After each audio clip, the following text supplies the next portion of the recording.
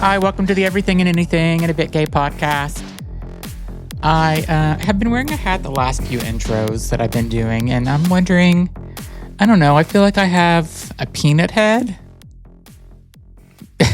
I don't know, if you're watching this on video, I used to just do my podcast audio, and it was just so much easier because you could be in your pajamas or you could be like wearing a t-shirt and just underwear and just kind of do your podcast and it didn't matter. And then it went into video, and then you have to like kind of like dress up a little bit. I mean, not like totally, because like I'm not dressed up, but I mean, my hair, if you've seen my hair under this hat right now, you would be like, what happened? Did somebody mug you in a bush? Because my hair needs to be brushed. Andrew always says, you need a hot comb in your hair. That's what he tells me. And today I need a hot comb because my hair is all over the place. So yeah, that's kind of what I was just getting. I woke up, it's Sunday morning, and woke up and got myself, I have a long list. I don't know if you do this, but I do this. I have notes, the Notes app in my iPhone, and I make a constant list of things I need to do. And I feel like every time I take something off my list, it gets longer.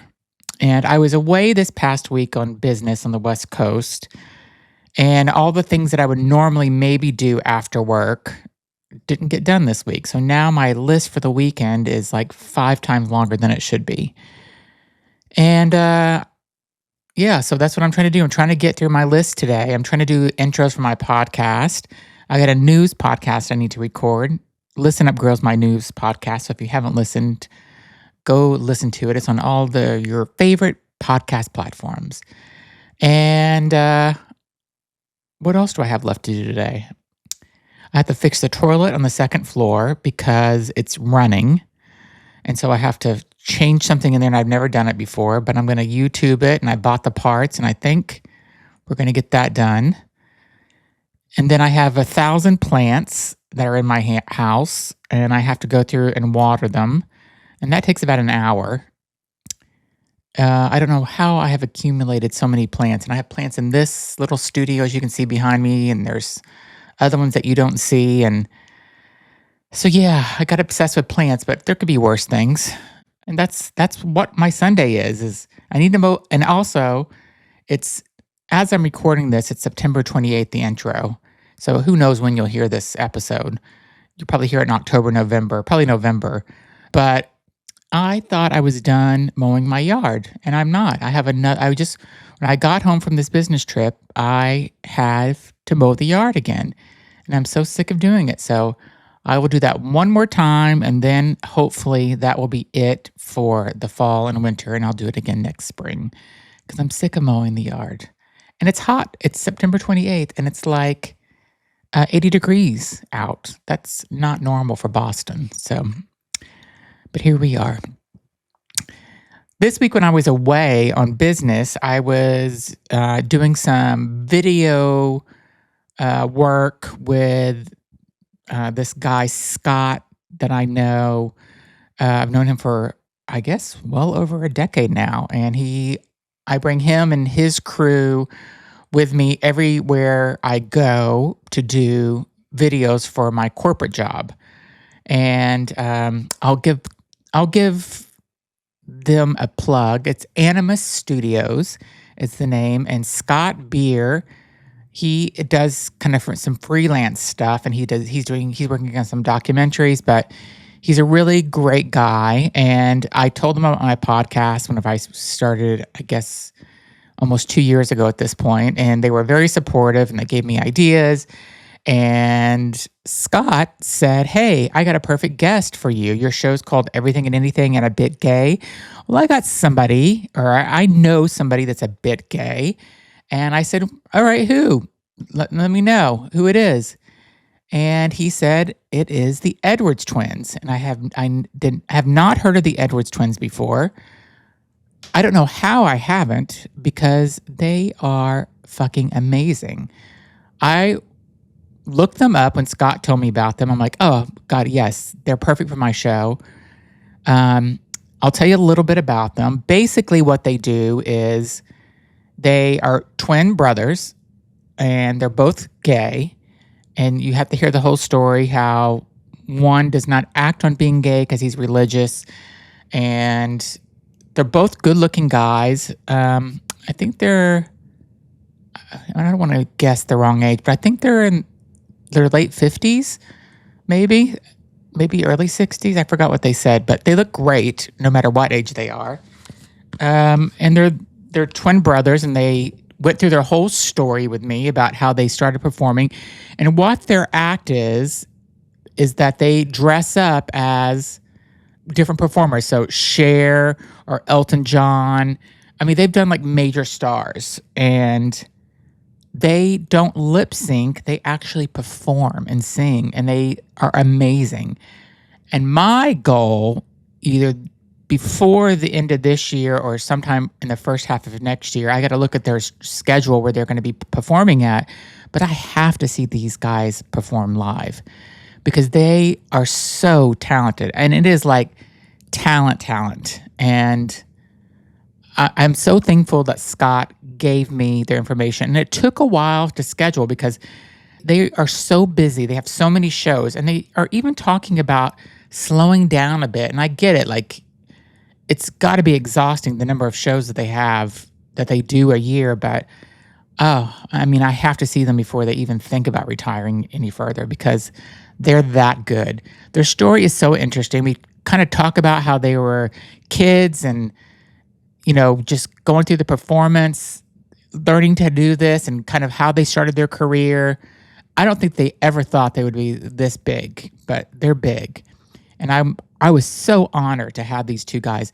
And the other thing is that they're so nice. They're so genuinely nice guys. And when I was with Scott this past week in the West Coast, I was telling him just like how great they were and how thankful I was that I had the opportunity to interview these two guys. And he's working on a documentary about them. And he has thousands or hundreds, or I'll say thousands of hours of of footage of these two. And I cannot wait. Like a Netflix or a Hulu or an HBO Max is who I would see this going to. But God, somebody's got to pick this up because their story is amazing. And their talent is just like I could go on and on about their talent, but enjoy this episode because I love them. I'll have to say that I think it was Anthony's audio sounds great. So if you're listening to this, it's fantastic. If you're watching this on video, I don't, sometimes you get a guest and their Wi-Fi isn't great, but it's not like horrible, but there's times where it is not great, but you'll be able to hear the interview fine. Eddie's video was perfect and great, and you can still watch this and it's not going to be annoying, I promise. But if you find it annoying, then just listen to it on Apple or Spotify or iHeart or whatever. But they're fantastic, and I hope you enjoy the interview as much as I loved interviewing them because I am a true Edwards Twins fan now. Thanks for listening. Today, we have two amazing brothers that we are so excited to interview, and their name is the Edward Twins. So thank you so much, Anthony and Eddie, for joining our show. Thank you for having us. We appreciate it. So the way that I was introduced to them is that we have a mutual friend named Scott Beer, and Scott does a lot of video work for me, and I'm like, oh, I'm doing this podcast and we need new guests. He's like, I have the perfect two people. You have to interview them. They're amazing. He's like, I love these guys. I love them. He wants to do a documentary with you guys. And every single time me and Scott have traveled together to many locations to do video stuff. And every single time he brings you up and he like really like loves you guys. He thinks you're the best people. And it's so nice that I got to interview you. So I feel honored that. The feelings are mutual with Scott as well because we've had so much history with Scott. He has recorded like probably like 1,000 hours of video on us. He followed us around for 14 years while being on the road. We love Scott. He's the best. So what will you do with all that footage though? Will you do a documentary with it? Will you is it just for your own self? Like he wants to do something good. I think it would be amazing. Yeah, he had a meeting with Netflix and a few other people, and we were almost going to do it, and then of course COVID happened, so then it was postponed. But I really feel confident because we've had so many people reach out to us. But the great thing is the footage is there, so when it does happen, whoever plans on editing it and putting it together will have one of the most extraordinary documentaries on us. And it will end up just inspiring so many people, in terms of our career, what we had to do to be able to have what we have now. And it's just been by grace of people, love of people, people giving us breaks in the business and supporting us. When we first started, it was very difficult because no one would touch our show because it was a very difficult time because the whole thing they thought our show was different than what it actually is. And so Yeah. okay, so yeah, we started about 35 years ago, and at that time, for your listeners that maybe were not there, drag was looked upon, down upon. Yeah. There was a lot of prejudice with drag, and people just were not educated. They didn't understand, the whole thing. It's entertainment. And so it was very difficult to get accepted into a lot of the Mhm. mainstream. And this documentary really brings to light how we actually came into the mainstream of the entertainment industry, which was very backbreaking and very difficult for us to achieve. And Eddie, did you ever, whenever you first started this, were you hesitant to go into this whole to start this with your brother, or is this something like you're like, oh, I love doing this? I guess I want to. What I really want to ask is, how did you know how talented you were? Because you guys are not lip syncing; you were actually singing, which Mhm. is a whole nother level, and that is a talent that you have. And when did you both realize? At what age together did you realize how talented you are and that you should do this? Well, we started doing this when we were 6 years old. Our Okay. mother would put us in front of the television set, and we had an uncanny ability of imitating the people that were on the TV, such as like Laugh-In, Hmm. the Carol Burnett Show, which we had a wide range of characters that we would love to do. And our mother thought we were possessed because we had all these voices coming out of us, you know. So, and then it kind of started as a game, never really knowing that we would ever be able to do this as a living. We just wanted to be able to just have fun. And so it kind of evolved in that. But being the fact that we could do a lot of these voices that were on the TV, then after that, we got into the makeup side of it and Yeah. started to teach ourselves how to make ourselves look like these people. Because, it's one thing to be able to sound like these people, but it's another thing to look like them. So, how it kind of started for me on the makeup side was when I was like 13 years old. A friend of mine took me to a drag show. I didn't know anything about it. I didn't even know what the word drag was, but Yeah. all I knew was like these guys were making make themselves look like all these famous people, and I thought, oh my god, I would love to be able to see if I could do that. So I just, started to learn slowly. They started to teach me a little bit about makeup. And then I just kind of took the ball and ran with it. Next thing I knew, I had like, 50 characters that I could make Wow. myself look like. And Anthony, where did you kind of join in once he like came back from seeing these drag performers?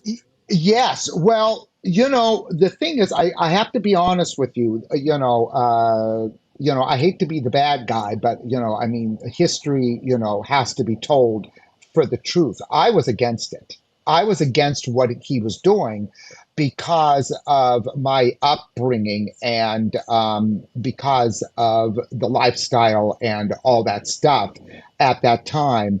And so I was, because I mean, I love my brother and I didn't want him, getting involved in something that was going to destroy his Okay. life.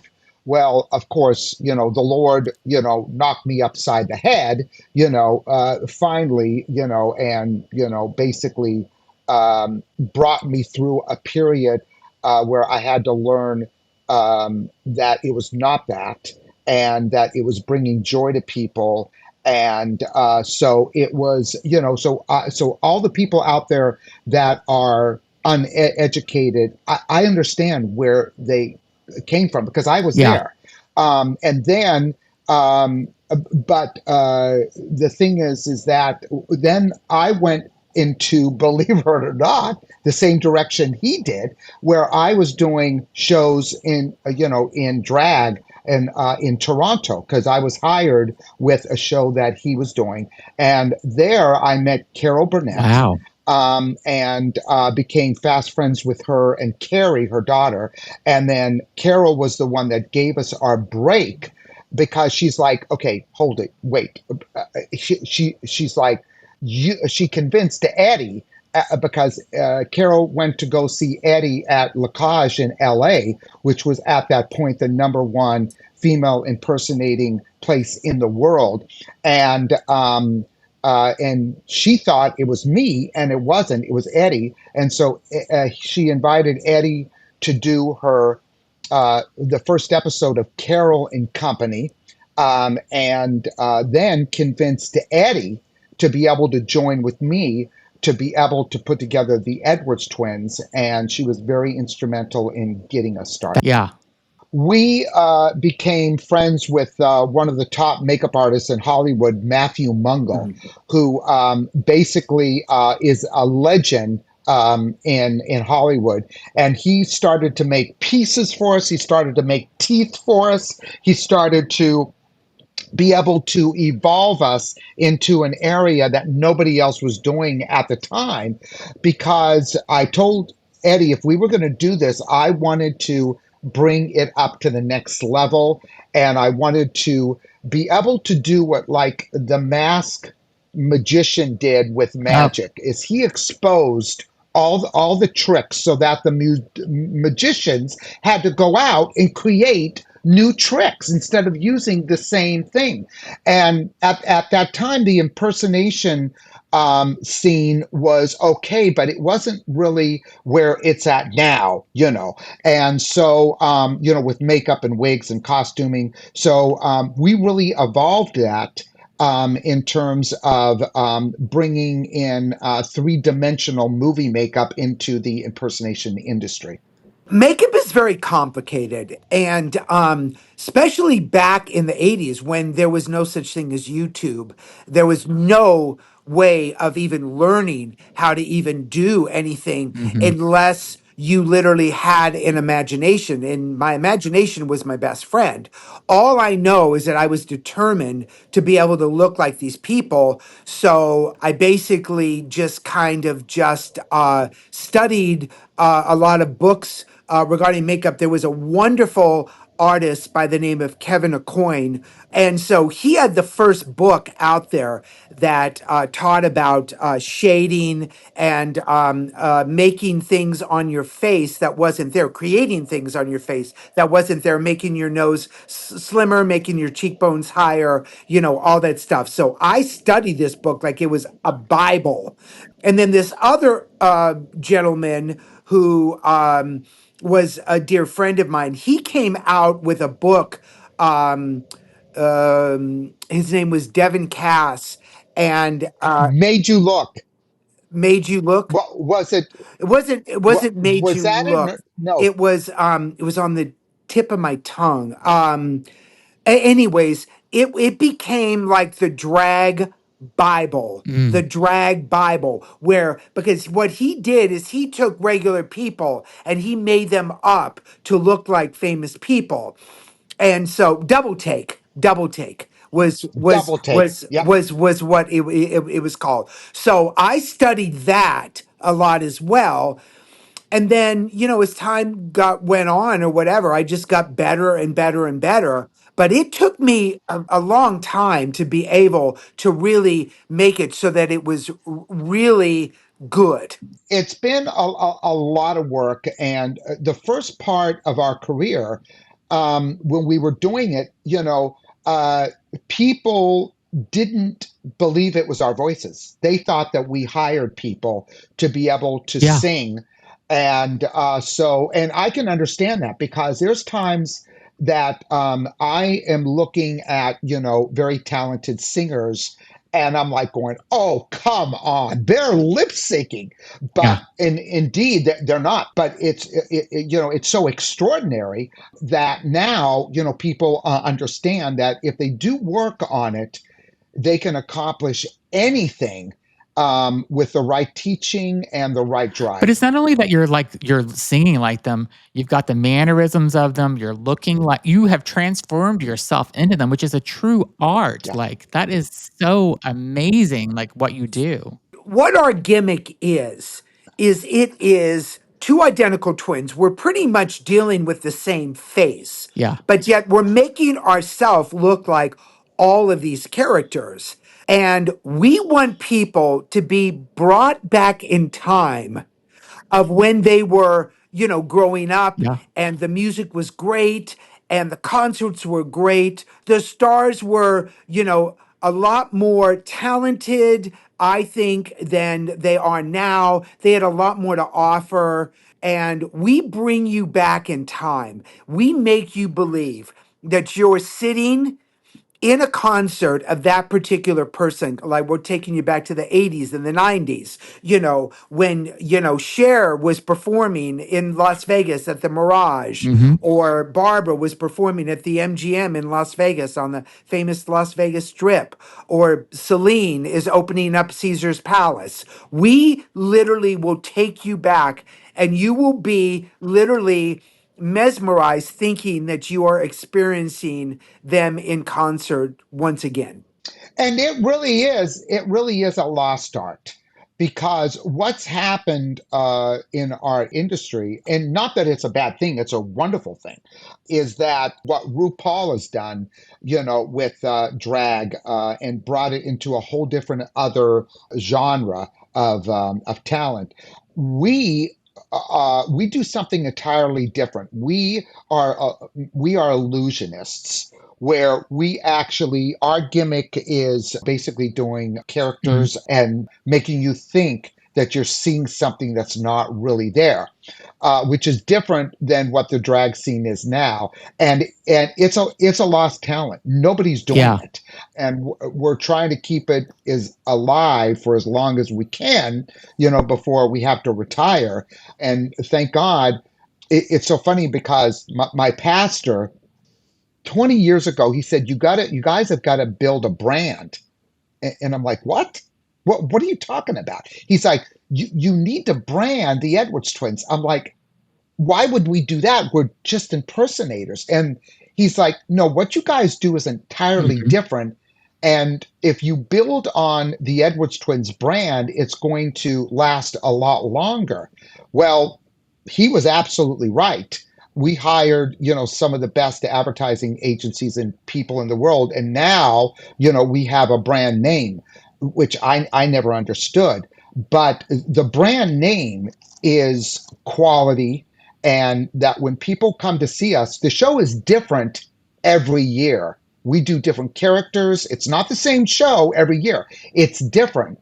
And like this year, we're doing characters that we've never done ever. So it brings people back, over and over and over again. What's some of the characters you're doing, though? I would love to know who, because Okay. I wanna know, I want the inside scoop of Yeah. who's coming up. Yeah. Yeah. Okay. So the thing is that I was told by so many of my fans, we love what you do, we love your characters, but you don't have any country at Okay. all. So at that time, Eddie decided to do Dolly Parton, and I went back and I looked to see who really was an extraordinary person in country that everybody would knew, that you would show their face and everybody would Yeah. knew it.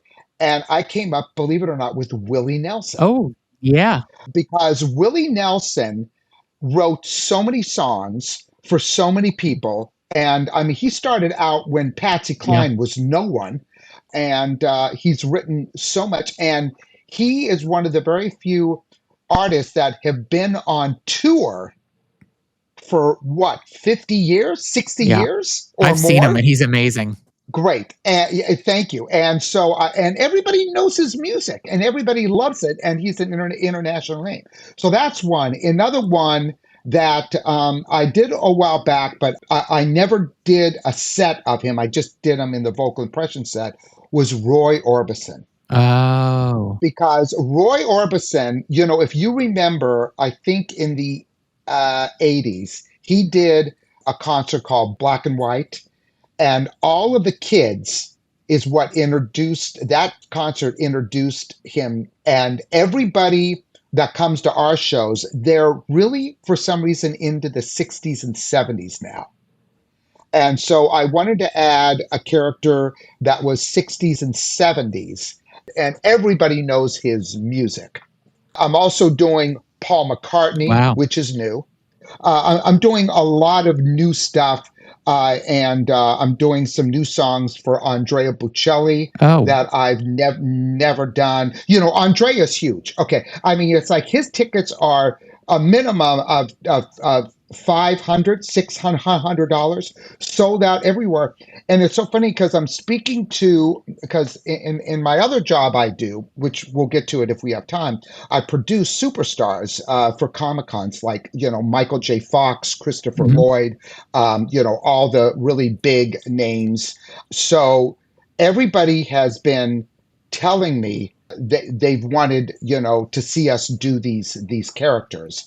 I was just with the cast of Cobra Kai, which is a huge series, and all of the kids were they were all Andrea Bocelli Yeah. fans, which literally blew me away. I mean, these young kids are Andre Bocelli fans, so I thought, wow. And of course, and then of course, I think his song that he did with Ed Sheeran, I think was the one that Yeah. really broke that in. I'll tell you an interesting story. So before I started doing Andrea Bocelli, I told a friend of ours, we're like, you have to learn the prayer from Andrea Bocelli and Celine Dion. So I thought, well, you know, with my opera training, I think I could probably pull off Bocelli. And then I went to Eddie and said, you have to learn, you know, the prayer.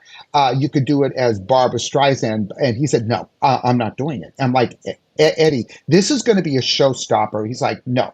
So he wouldn't do it. And then a couple of years went by and we revisited again, and he still wouldn't do it. Finally, I don't know who convinced him to do it, but he's like, I'll try it for one night. If it works, it's fine. If not, we're going to ditch it. Well, it's been the highlight Wow. of the show ever since. And it's given me a chance to extend the Bocelli set. And now that's what people talk about when they leave the show. So the reason why that I didn't want to do it is because Celine sings in Italian. Mhm. Now I can barely speak English, so you know, so for me to be able to sing as Celine is one thing. To be able to literally do another language, you know, and sing completely different, because Anthony's the opera singer. I'm not the opera singer. I have not had any opera training at all.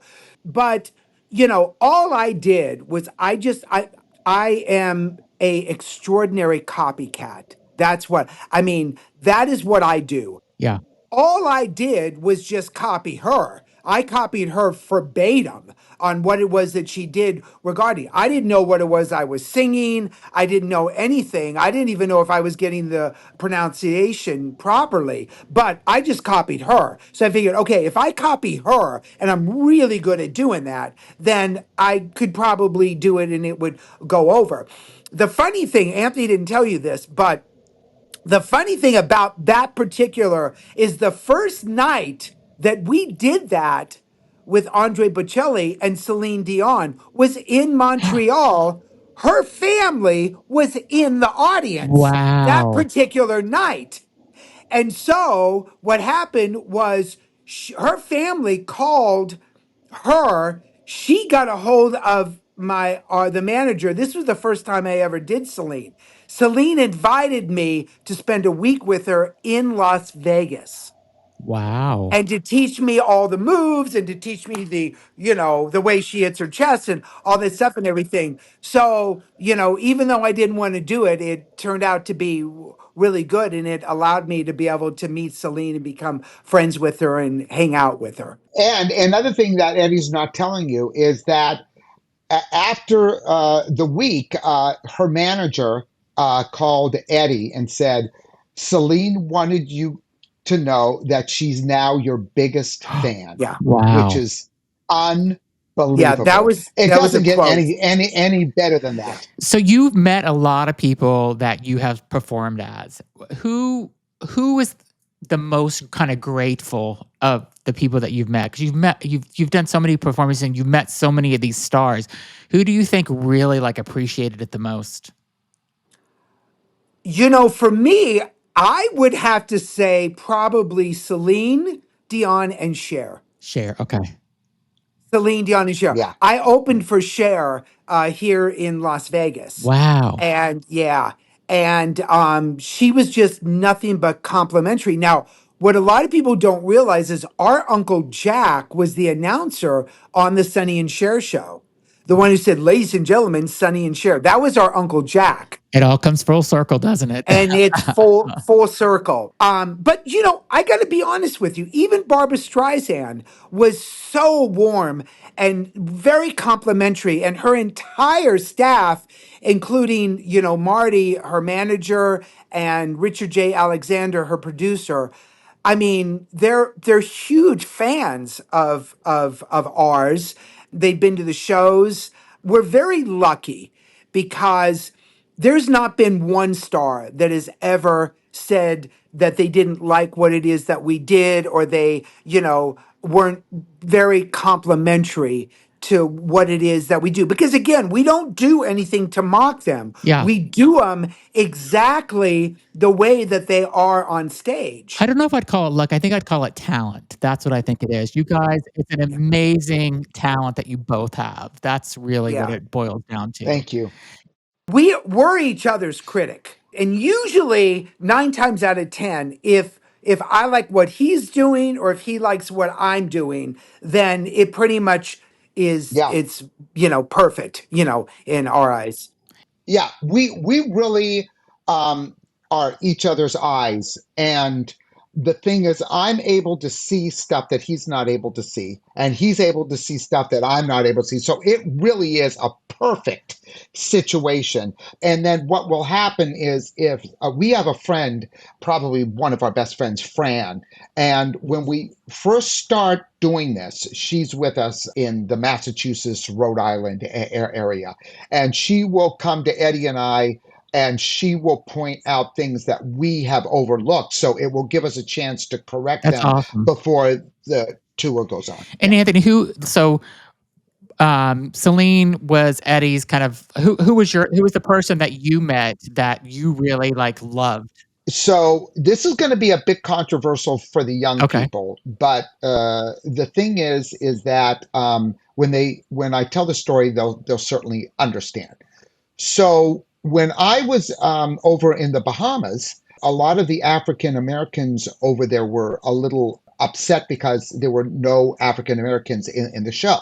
So the president of the musicians union came to me and expressed to me, and I'm like, well, now hold it. I don't understand this because if I did an African American character, wouldn't that be something that people would take offense to? And they're like, absolutely not, not here. They said the thing is that it because it's you guys. You're paying tribute. Yeah, you're performing. Yeah, exactly right. So I did Lionel Richie and Stevie Wonder, and literally the island went ballistic. I was the Awesome. toast of the island. Well, then again, you have to realize this was a time of Saturday Night Live where you had all of the people do, African Yeah, Americans. It was fine yeah. back then. So I came back. I did Lionel Richie. Well, he heard about it and invited me to his show Wow. in Vegas when he first opened up in Vegas. And when I tell you, oh my God, he was so gracious. And he spent so much time with me, and I'll never forget it because Lionel is nothing but love. And he invited his entire staff over and introduced me. So that to me was amazing. Now, of course, I can't do those characters Yeah. now, but It's a different world. It's a different world. it's a different world. But you know what? I stopped doing them because you know what? I didn't, even though at that time both Lionel and Stevie Wonder were very upset with me because they're like, you should have stuck to your guns. And I told them I couldn't do it. I couldn't do it because I don't want to Yeah. upset people. It's about joy. It's not about conflict. And so I stopped doing them, which cut out a lot of my characters because I did Stevie Wonder, I did Ray Charles, I did Lionel Richie, yeah, all the greats. And I was working on Tina Turner and Diana Ooh, Ross. And Tina then, Turner would be so good. Yeah, I What about have done Madonna? Have you Madonna tried her? before when I was in Aruba. But this is the problem with Madonna. Madonna is a great dancer. I can't dance. Okay. I can't dance. So that's one of the reasons why that, I mean, I could definitely look like her because I have her features. Problem is that I just can't dance. Okay. And the ones that are out there that does Madonna, man, they can dance. They can dance. Listen, I do Gaga. I do Lady Gaga. And Lady Gaga can dance, but I do enough to where I can be able to, cheat and make it seem like I'm dancing, but I'm not really dancing Yeah. because I wear the big platform shoes like what she wears, and all that stuff and everything. But yeah, Madonna, she just really dances too much. Yeah. That oh, yeah, that was in Singapore. We And your had Lady we Gaga had show like was six of the amazing. best dancers in Europe. Yeah, we did that over at Universal in Singapore, and that was a huge production. That theater seated, I think, like 15,000 people. It was huge. Yeah, it was huge. And so have you been all over the world? We have been. Yep. yeah, Yep. We yeah, we've been yeah, we've been very lucky. We have been able to take our talents all over the world, and many of the places I was able to live there. Like I lived in Aruba for 3 years. I lived in Japan for a year and a half. I was in China for 8 months. We were in the Bahamas, Anthony. What, for 4 years? yeah, yeah, Four yep, four yep. years. 4 years. Yeah, Yeah. yeah, yeah. It was a really great. And we've been so blessed in terms of being able to have fans all over the world.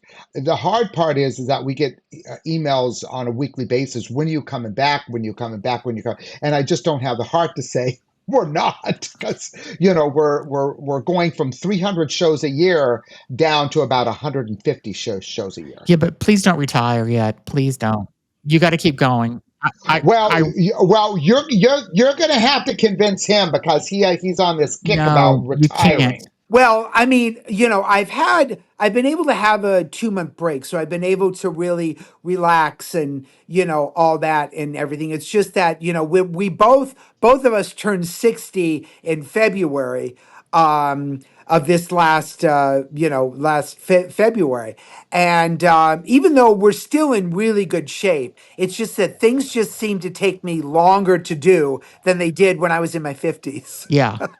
You know what? It's all a mind. It's all in your mind. And you just when you have a system and you live in hotels and you move from one place to another, that's all you know. You don't know about living a regular life. Coming home and cooking Hmm. dinner and all that stuff. It's what we've been. Another thing, when we were young, we were raised by a very strong military man that literally moved from one city to another. So it kind of prepared us to be able to, make roots wherever you are at the time. And did he see your show ever? No. Never did. No, never did. Never did. Yet our real father did, and he was a huge fan. Yeah. Awesome. Huge fan. Yeah, My mom has seen our show numerous times. And so she's, of course, our yeah. biggest fan. Whenever she gets a chance to see us in Vegas, she's there with bells on. That's awesome. So, have you guys? I kind of asked this for all of our guests that I think have inspiration, that where they give inspiration and give joy to the world. But do you ever stop and take a moment ever to think about, out of all these shows that you've done and how much joy you've brought into people's life and how talented you are, and you've been able to share that? Do you ever stop and ever think about that?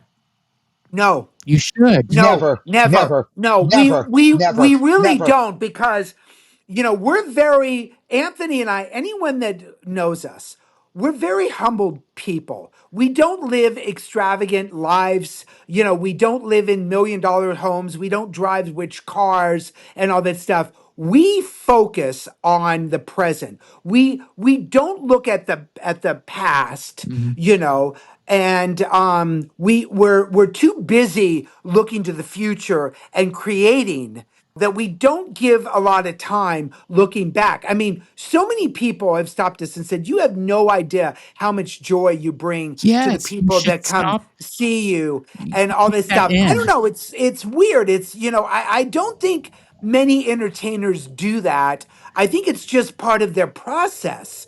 And I know it's sad, but maybe when I'm old or whatever and I start going through photos and videos, I can say, wow, I really did have an amazing life, and I really did bring a lot of joy to a Yeah, I lot mean, of just think people. about all the people that come to see your show that could have been having a horrible day, and they leave your show that happy. Yeah, And the Yeah. people that yeah, you yeah. are performing as, when they see your show, how proud they are of how Mhm. much justice you did. I mean, you're so talented, and I think that you should really, once in a while, stop and just think like, I've given this many, probably millions of people, this much joy, and Mhm. it's important to Yeah, do that. yeah. Well, And it is. in It is. Y- I think that's one of the reasons why I maybe 1% of the shows that we've done, I don't go out because I love my fans so much. But I have this thing about being complimented.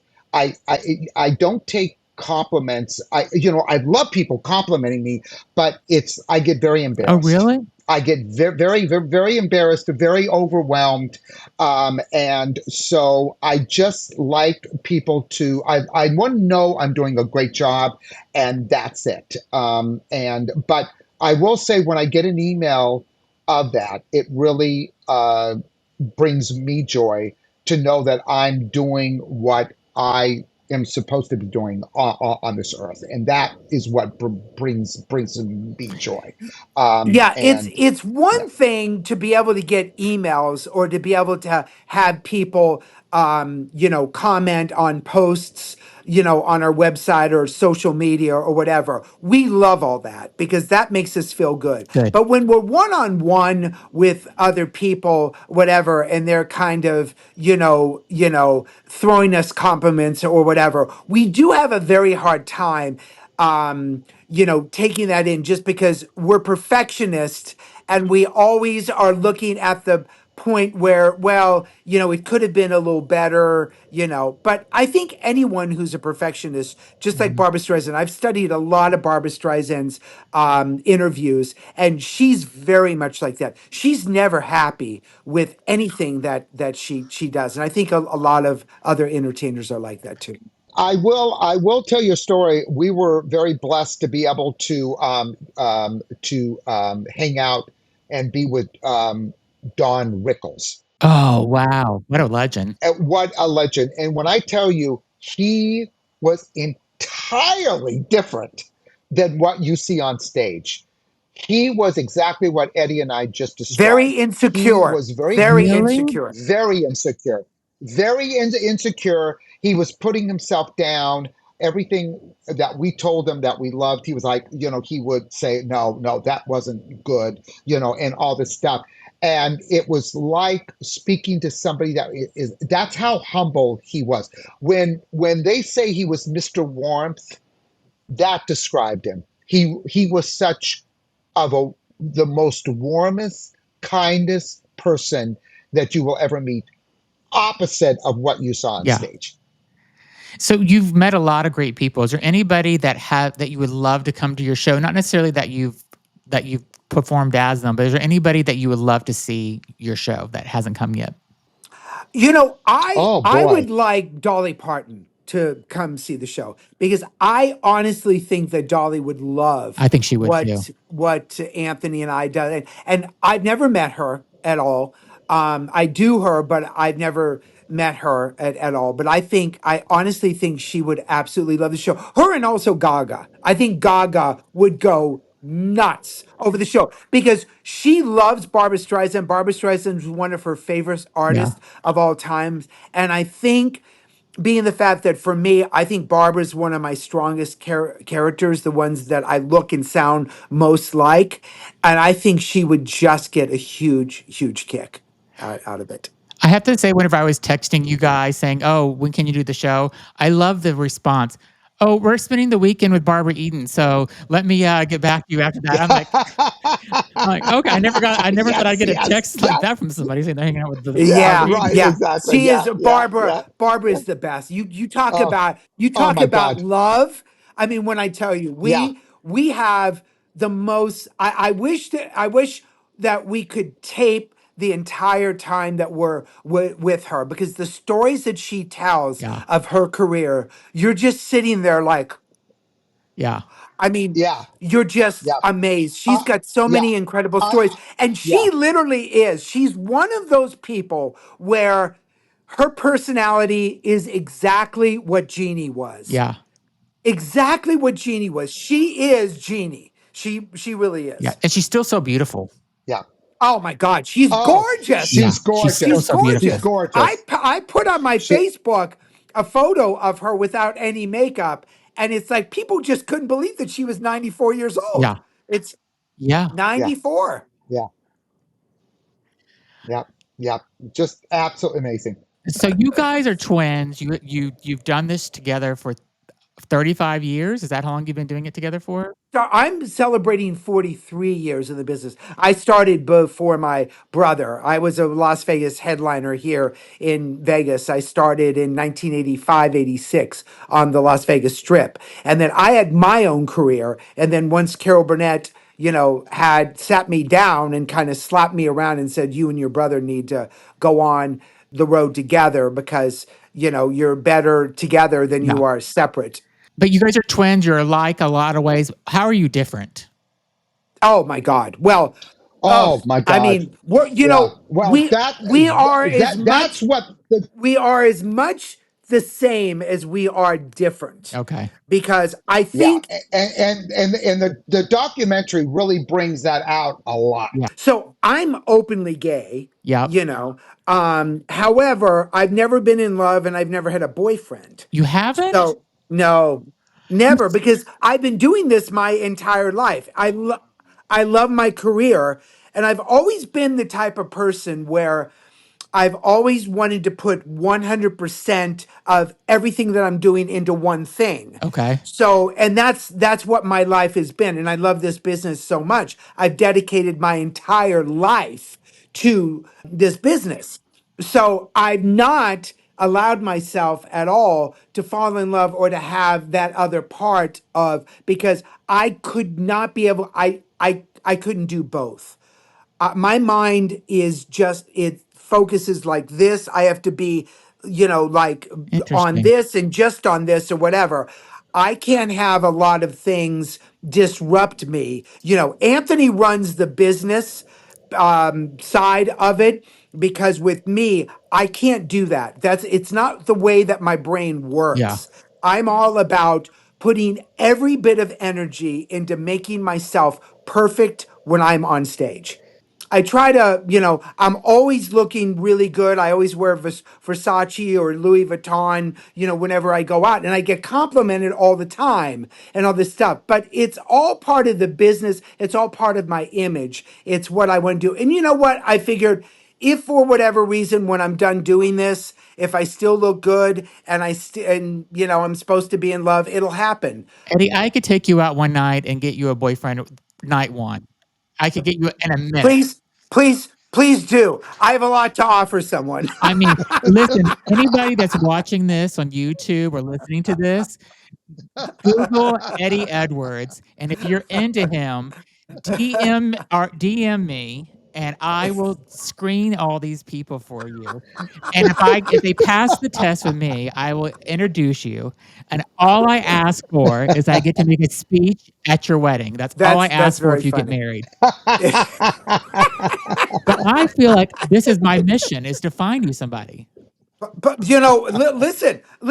I'm open to everything, but attached to nothing. So I mean, and listen, I can't say that I'll be single my entire life, but if it happens, it happens. That's just kind of the thing. But yeah, I mean, it's not like if I did have someone, I wouldn't know what to do. I would totally know what to do. Yeah, But it's just that, I just have so much in life that I want to offer other people, because we love bringing joy to yeah. people. And when people leave our show, we get emails that they're just love letters, to us. And so it just makes you feel good, because you know that you're doing the right thing. And Anthony, I have to ask you about your life. So, what about your love life? I have been celibate my entire life. And Eddie explained a lot of of the history. I literally work 14 hours a day because I have this business, then I have my Comic-Con business, Wow. and then I have my eBay business where I sell a lot of autographs of the people I Yeah. meet, and all that stuff. So I have no time at all. And I have to be honest with you, it's kind of strange because I was thinking about this the other day. When you are called and put on this earth to do a Mhm. mission, it's like the thing is, that's all you can do because that's what makes you happy. What makes me happy is to bless others and to be able to share my talent, to be able to give back to people what God has blessed me with. And that's pretty much, what I live by or in what I try to live by. And I'm a perfectionist too. So everything has got to be perfect. And I can't be able to focus on anything else than what I believe I've been called to do because when I do, that's when I'm not happy. Yeah. And I've been that route and I'm not interested in doing it again. So as long as I have breath in me, I'll continue to bless and bring joy to people. I love that. But you're a good-looking guy too, so if you ever do change your mind, let me know, and I'll be a matchmaker for you too. Thank you. Thank you. Obviously, you're good looking because you're twins. So, Thank you. well, Amazing. I want to thank you for being on. And Scott is a huge, huge, huge loves you. Oh, we love him more than We life. we We love we love him him. more than we owe him the Yeah, world. we We do. we really do. I mean, when we didn't have hardly any money, he would do videos for us for almost next to Wow, nothing. he's an amazing guy. We are going to look at your tour schedule, and we are going to see you live for sure. And so, Good. We Please definitely do. will. Well, everybody should go and check out the website, theedwardtwins.com, Yeah. and go see their show. Look at their videos on YouTube. After you see the first video, you're going to want to see a show because they're that talented. Yeah. So you two are so amazing, and I want to thank you Yes. so much for taking the time and talking with us. You're amazing, And amazing. and thank you, Thank you Zach, for having us. thank you, Zach, for being consistent on this. I know it took us a long time to be able to finally nail down a date or whatever, but your consistency, honestly, is what really pushed us to actually do this. And I'm like, they yeah, got to make 1 hour because you're Yeah. so good. And I've heard so many experience. I'm like, I got to keep trying. I got to keep trying. So, yeah. all right. Thank you both for being on. I appreciate you. Thank All right. you. Bye. Thank you. Thank you.